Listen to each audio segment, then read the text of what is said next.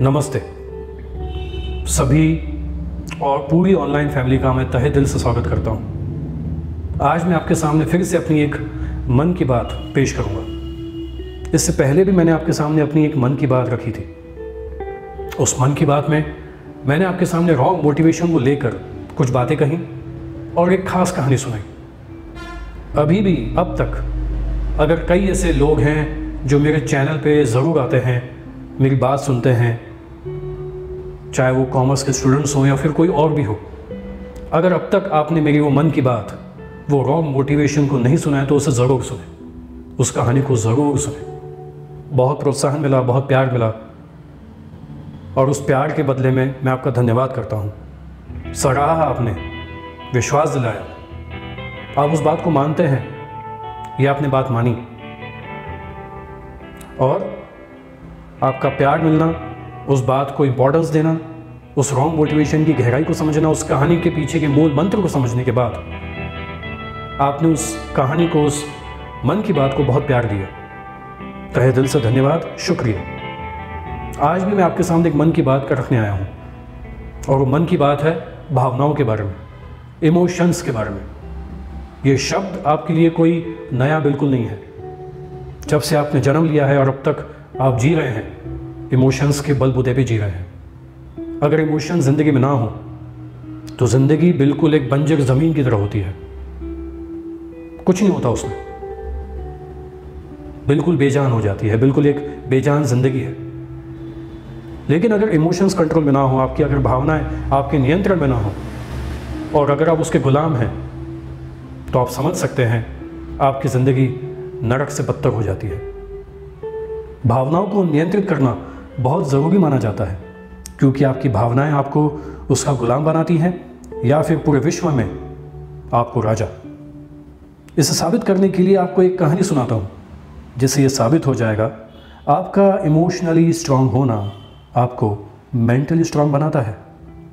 बहुत ही प्यारी कहानी है और इस कहानी को प्लीज़ मैं विनती करता हूँ ज़रूर सुनिएगा, पूरी तरह से ध्यान लगा के सुनिएगा। एक बार एक वकील कोर्ट में भारत के 46 स्वतंत्र सेनानियों की केस लड़ रहे थे, जिन्हें अंग्रेज़ों ने फांसी की सज़ा सुनाई थी। उसी दौरान एक कर्मचारी उस वकील को एक छोटी सी चिट्ठी देके चला जाता है। वकील उस चिट्ठी को पढ़कर बाजू में रख देता है और अपनी बहस जारी रखता है। कोर्ट की कार्रवाई खत्म होने के बाद जज उस वकील से पूछते हैं कि उस चिट्ठी में क्या लिखा था, जिसे पढ़ने के बाद तुम तुरंत नहीं गए। कोई खास वजह थी, कोई खास बात थी? वकील कहते हैं कि ये मेरी पत्नी के निधन का समाचार था। यह सुनकर आश्चर्य से जज ने पूछा, चिट्ठी मिलते ही तुम उसके पास क्यों नहीं गए? तब वकील बोले, मेरी पत्नी तो मर चुकी है, मैं चाहकर भी उसे वापस नहीं ला सकता, लेकिन अगर मैं उसके पास जाता, ये काम छोड़ के यहाँ से अगर मैं चला जाता, तो इन 46 बेकसूर लोगों की जान कौन बचाता? कौन पूछता है इनके बारे में? कोर्ट की कार्रवाई के आखिर में फैसला आया, जिसमें सारे 46 सेनानी निरपराध साबित हुए, जो सिर्फ उस वकील के कारण संभव हुआ था। उस वकील का नाम था हमारे भारत के लौह पुरुष सरदार वल्लभ भाई पटेल। नाम सुनने के बाद आपकी भावनाओं में कुछ उथल पुथल सा आया होगा। आपकी भावनाएं आपको कुछ कह रही होंगी, कुछ समझाने की कोशिश कर रही होंगी कि मुझे नियंत्रित करो, मैं तुम्हारे लिए ही हूँ, मैं एक तोहफे की तरह तुम्हारी ज़िंदगी में हूँ जिसे ईश्वर ने दिया है। अगर आपकी भावनाएं, आपके इमोशंस आपके नियंत्रण में नहीं है, तो आपको गुलाम बनने से कोई नहीं रोक सकता, जिस तरह से हम अंग्रेज़ों के गुलाम बन चुके थे।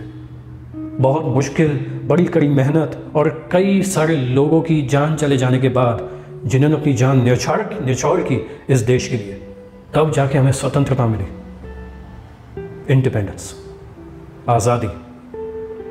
और आज भी हम अपने देश को सेल्फ इंडिपेंडेंट बनाने की, आत्मनिर्भर बनाने की पूरी जद्दोजहद कर रहे हैं, कोशिश कर रहे हैं, मेहनत कर रहे हैं।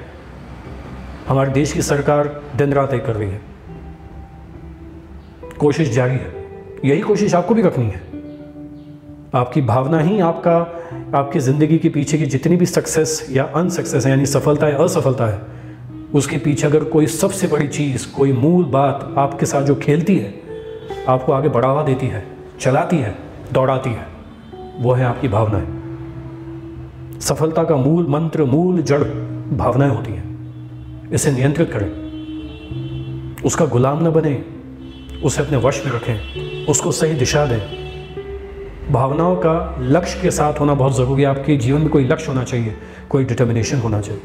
तो आपकी भावनाएं आपको सही टारगेट तक पहुंचाने के लिए आपको रास्ता भी दिखाती है।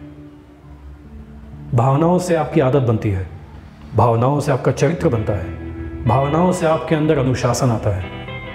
अगर यही आपके नियंत्रण में न रहे तो अनुशासन जिंदगी तो बहुत दूर की बात है, अनुशासनहीन हो जाते हैं।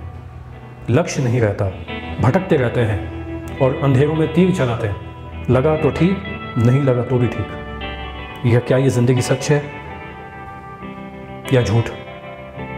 तो इस कहानी से समझिए, इस कहानी से अपनी ज़िंदगी में ये समझने की कोशिश कीजिए कि आपकी भावनाएं और आपका अनुशासनहीन न होना, भावनाओं को नियंत्रित न करना और अनुशासनहीन होना आपकी ज़िंदगी का असफल होने का सबसे बड़ा कारण है। अनुशासन में रहिए, भावनाओं को नियंत्रित करिए, सफलता आपके कदम चूमेगी। तो सीखिए, सीखते रहिए और सिखाते भी रहिए। ये बात तो सब पे लागू होती है। इस कहानी को सुनने के बाद आपके क्या विचार हैं मैं ज़रूर सुनना चाहूँगा, कमेंट में ज़रूर बताएं। इस चैनल के साथ जुड़िए, इसी तरह की और बेहतरीन कहानी अपनी मन की बात के ज़रिए मैं आपके सामने पेश करता रहूँगा, बताता रहूँगा। ये जो ज्ञान सागर चल रहा है, ये जो ज्ञान की नदी बह रही है, ये बहती रहनी चाहिए, आप तक पहुँचनी चाहिए। मेरे चैनल के साथ जुड़िए, ये परिवार बढ़ना चाहिए। आपका प्यार, आपका सपोर्ट मेरे इस चैनल को आपको अपना चैनल बनाएगा। ये कहानी दूसरों के साथ भी शेयर करें, उन्हें भी ये बात समझाएं, सिखाएं, उन तक पहुंचाएं और ज़्यादा से ज़्यादा लोग इस कहानी के ज़रिए सीखें, जुड़ें। तब तक के लिए धन्यवाद सुनने के लिए, शुक्रिया। जय हिंद। मिलते हैं फिर से।